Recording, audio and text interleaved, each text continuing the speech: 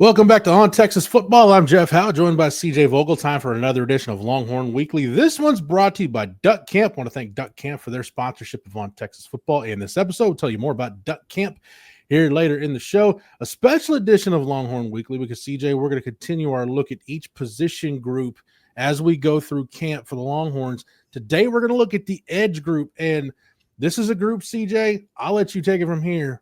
In my opinion, it is the deepest and most talented position group on the roster. I know that's saying a lot because there are some deep and talented position groups, but when you talk about Colin Simmons and Ethan Burke at the top, such an embarrassment of riches you were able to move Trey Moore basically to off-ball linebacker. I'll go with the Edge group if we're power ranking these things. Yeah, absolutely. I'm right there with it. It's probably the most NFL-ready looking group of anything that Texas has at the moment. And again, it starts with Colin Simmons, but then you go down the list and it's an embarrassment of riches. It's guys that are 6'4" to 6'6". You know, Ethan Burke kind of pushing that 6'7" mark as well. But all of them look like they have been, you know, molded into NFL caliber edge rushers, right? From down the list, you know, and adding Brad Spence into that group, you now have guys that can set edges, the ability to continue to rush the passer at a very high clip. And again, it starts with Colin Simmons. And that to me, Jeff, is where when he's on the field, how does that benefit the other side? You know, is that an Ethan Burke? Is that a Colton Vasek? Is it a Brad Spence? Azina Umeozulu, who we've heard a ton about this offseason as well. Embarrassment of riches is the best way I can describe it right now. And I'm sure everybody in that room is just chomping at the bit to be on the field the same time Colin is, so he can attract those double teams and all the attention from the offensive side of the ball. Now, the only scholarship player in that room we won't really talk about is Smith Robo, who is recovering from his knee injury. Sark has already said it looks like going to be a redshirt year for Smith Robo, which is no problem. They don't really need, no disrespect to him at all, they don't really need him to take snaps this year. He can work on recovering, getting right, and hopefully getting back in the mix for spring practice. But, CJ, you mentioned Colin Simmons, preseason All-SEC, preseason All-American, freshman All-American last year, won the Sean Alexander Award.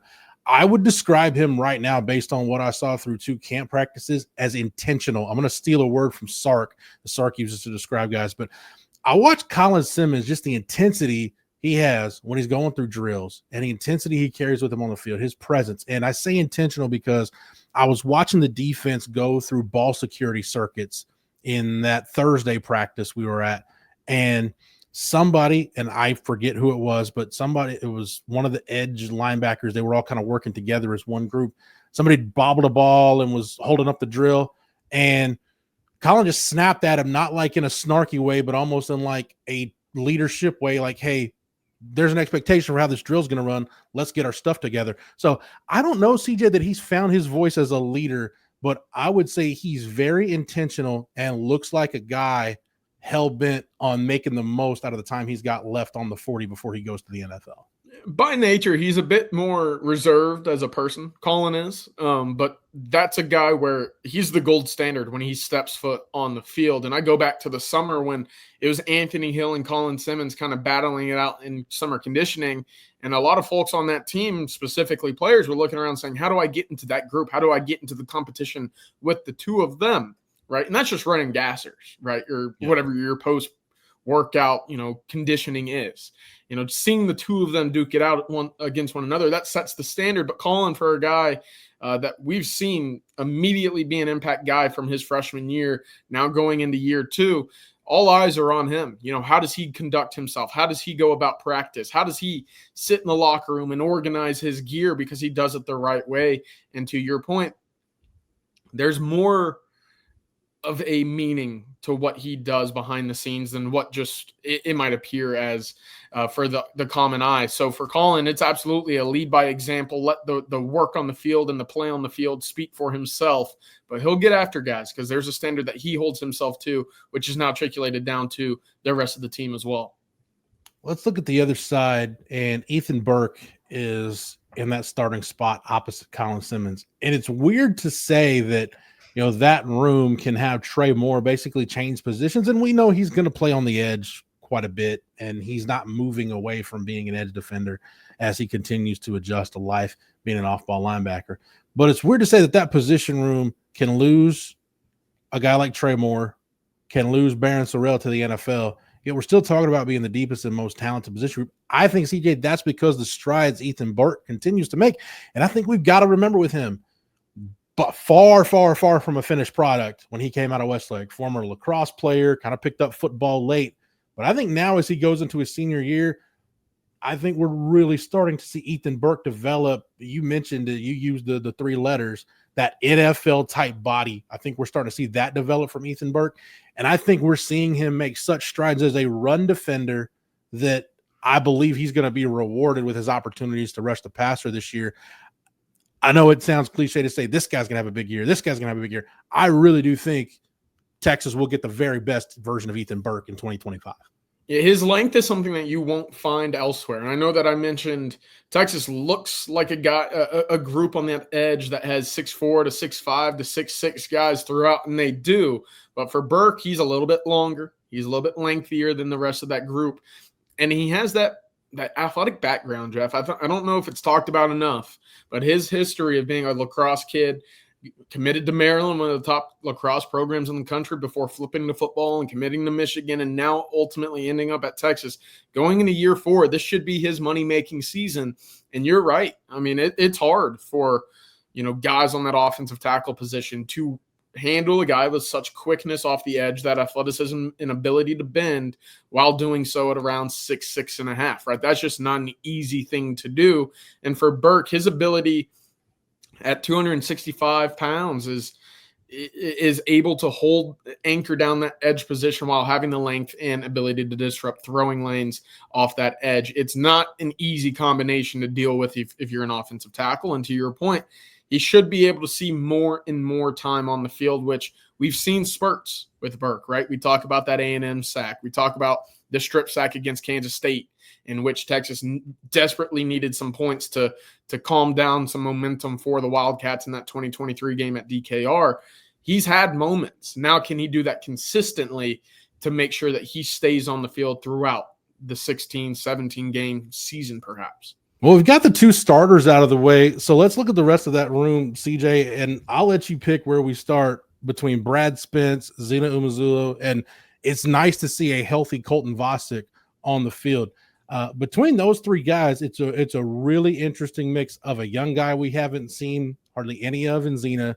With Vasek, he's been productive when he's been on the field. It's just the when he's been on the field part that he's struggled with, and that's no fault of his own. His body's just let him down.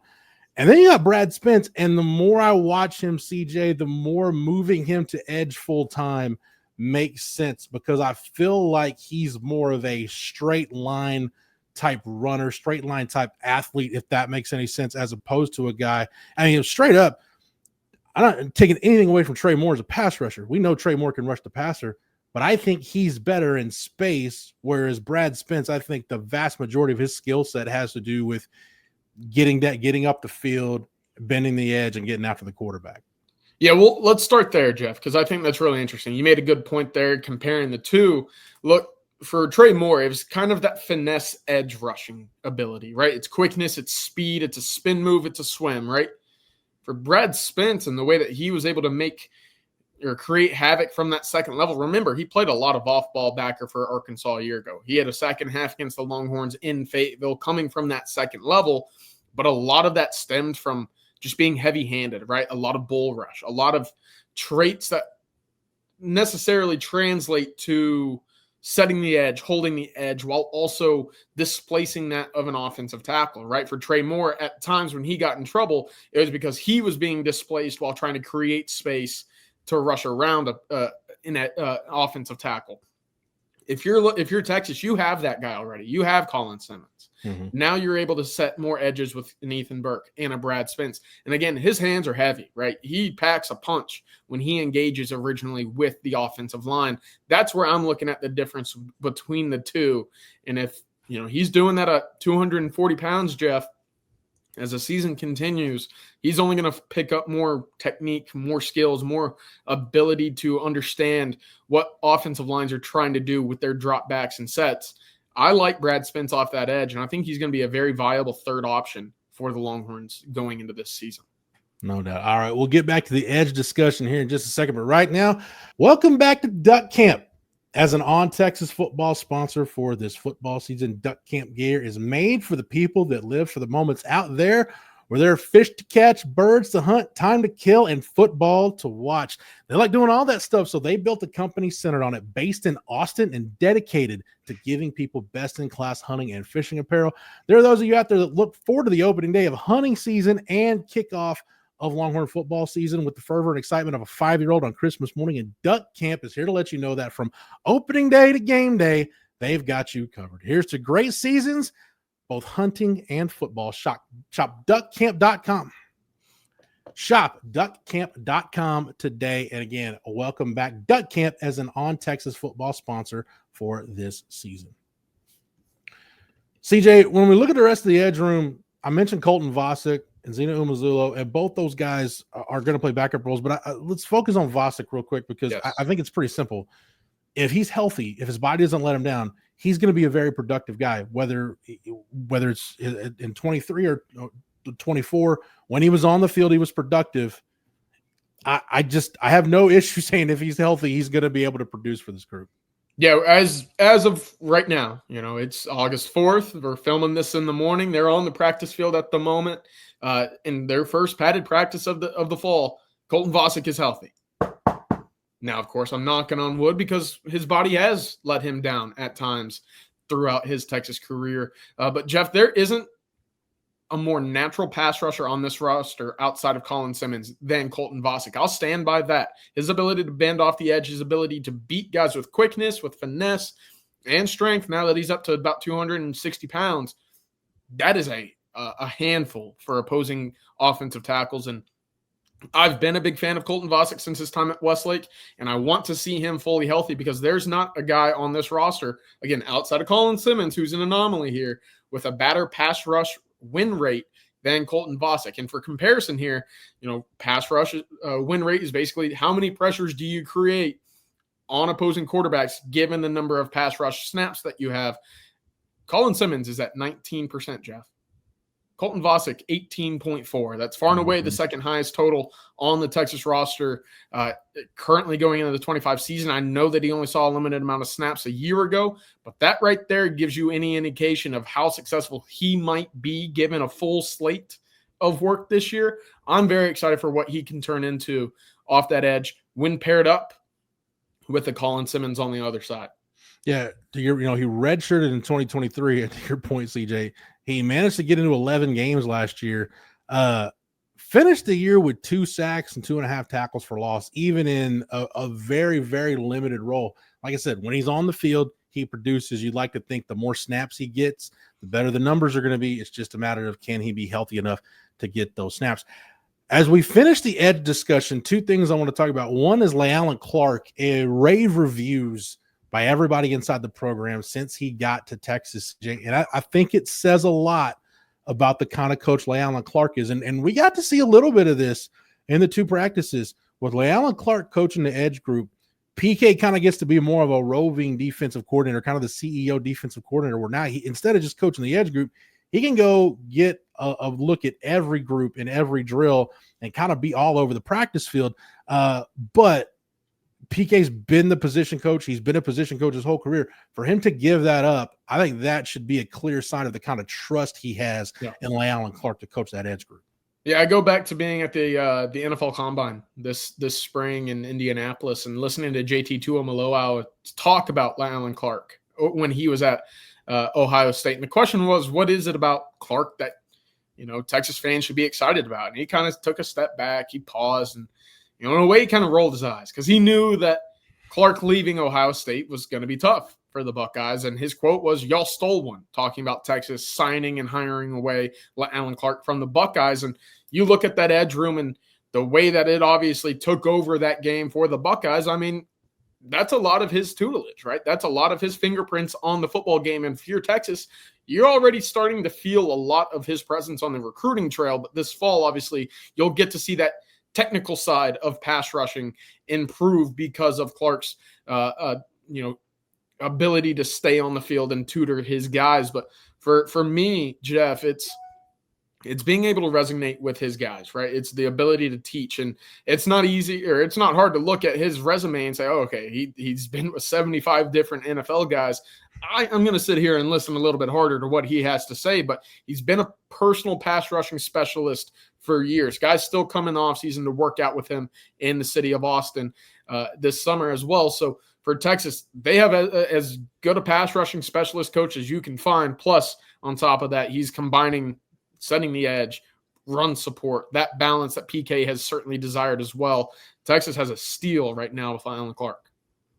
When you look at Alan Clark and Kenny Baker both, I think Texas fans should feel really good about the future of the defensive line, period. Yes. When you look at both those guys, kind of where they hone their craft, for Kenny Baker, it was learning from Pete Jenkins, who's kind of seen as like the godfather of defensive line coaches.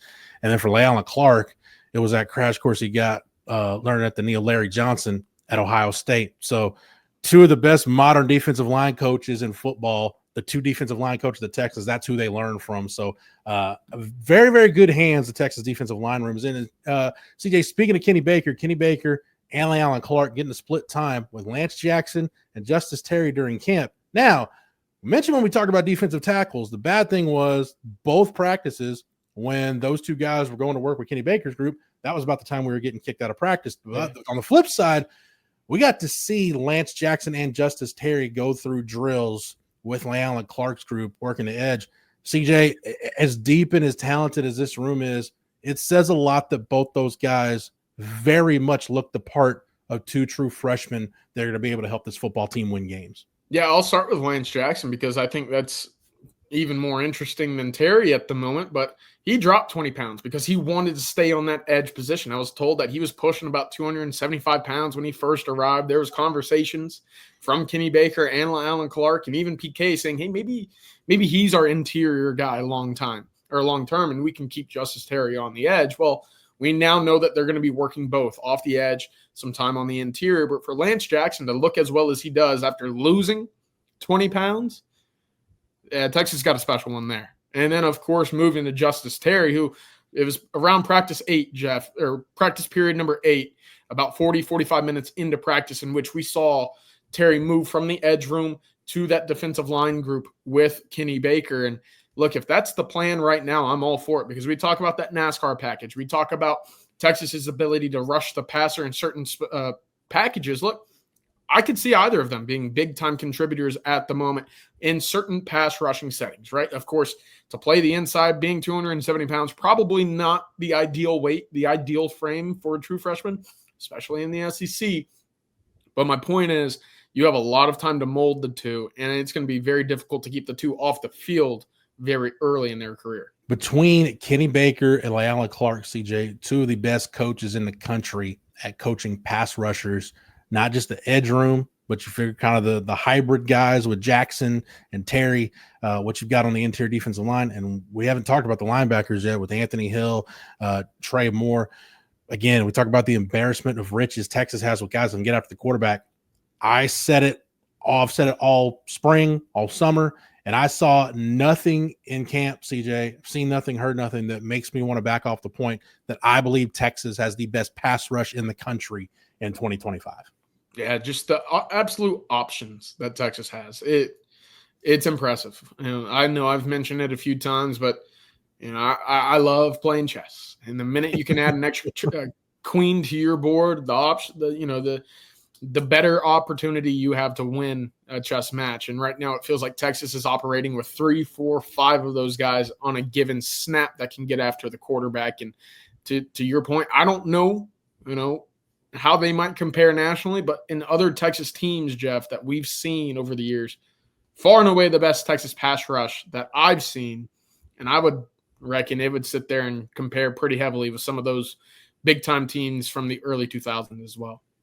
No doubt. I mean, I think you may even have to go back to the late 70s, early 80s to find the last time Texas had a pass rush that was this dynamic. I think it's that good. So we'll see how it all plays out. CJ, thank you for the knowledge and expertise as always. Thank you to Matthew behind the scenes for producing it. Thank you to Duck Camp for sponsoring it. If you're not a member over at ontexasfootball.com, now is the time to get signed up. Sign up using the promo code OTFOG. That's OTFOG. That's the promo code to use when you sign up. Get 1 year of access at ontexasfootball.com for $39.95. Make sure you like this video and you're subscribed to the On Texas Football YouTube channel. That way, whether it's on the channel or on the site, anytime anything happens throughout camp leading up to the start of the season, you're not missing anything that On Texas Football has to offer. For CJ, for Matthew, for the entire On Texas Football staff, I am Jeff Howe. Thank you so much for watching and listening. And until next time, welcome.